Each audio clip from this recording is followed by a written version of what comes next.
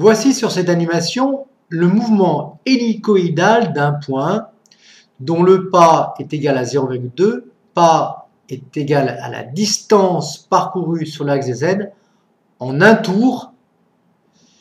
On a également sur cette animation la vitesse qui est ici affichée. Voyons l'exercice.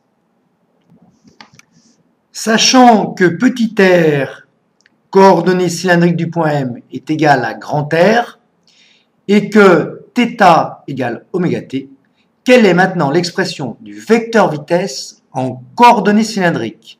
La norme de la vitesse est-elle constante? Comment appelle-t-on ce type de mouvement?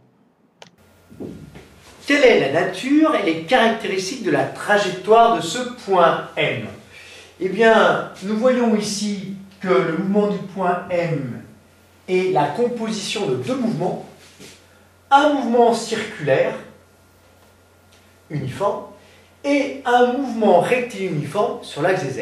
Donc il s'agit tout simplement de quel type de mouvement? On peut se placer par exemple à t égale 0, à t égale 0, z vaut 0, r fois cos 0 ça fait r, et puis y égale r fois sinus 0, ça fait 0. Donc le point M se trouve en M0. Ensuite nous allons avoir la composition donc d'un mouvement de rotation et également un mouvement rectiligne uniforme sur l'axe des Z. Autrement dit, le point M entre ces différents instants se trouvera toujours à une distance petit r. Il va donc se déplacer sur un cylindre et il va descendre au fur et à mesure du temps. Pourquoi? Parce que B est négatif, donc Z va devenir de plus en plus négatif. Il s'agit d'un mouvement d'hélice circulaire. Voilà. Alors la trajectoire, ça pourrait être, par exemple, si vous prenez une vis, vous regardez le pas de vis, voilà la trajectoire que cela pourrait donner. Que vaut le vecteur vitesse maintenant de ce point M au cours du temps? Nous savons que le vecteur OM est égal à R fois U de R plus Z fois U de Z, R et Z étant les composantes du vecteur position dans cette base U de R, U de Z, U de θ, qui est la base cylindrique. Que vaut le vecteur vitesse? C'est la dérivée du vecteur position par rapport au temps.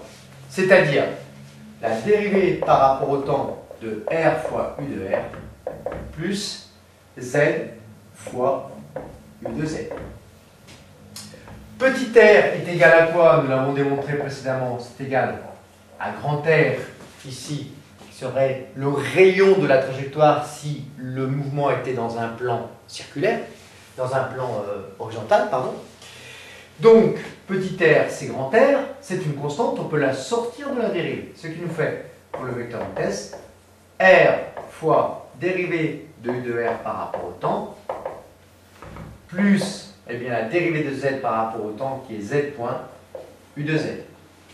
Autrement dit, le vecteur vitesse est égal à R fois, on sait que dérivée de U de R par rapport au temps, c'est θ point U de θ,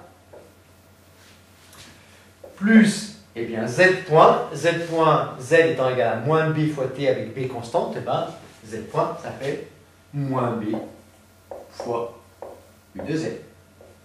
Voici pour le vecteur vitesse. Qu'est-ce qu'on peut dire de ce vecteur vitesse? Quelle est sa norme? Regardons si sa norme est constante. La norme de ce vecteur vitesse est égale à cette coordonnée au carré, R fois θ point au carré, plus cette coordonnée au carré, ce qui nous donne racine carrée de R carré θ point, c'est la dérivée de θ par rapport au temps, c'est la vitesse angulaire en radians par seconde. Donc c'est oméga.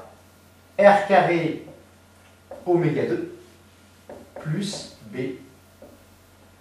au carré. Voici pour la vitesse. R, oméga et B étant constants, cette vitesse est constante.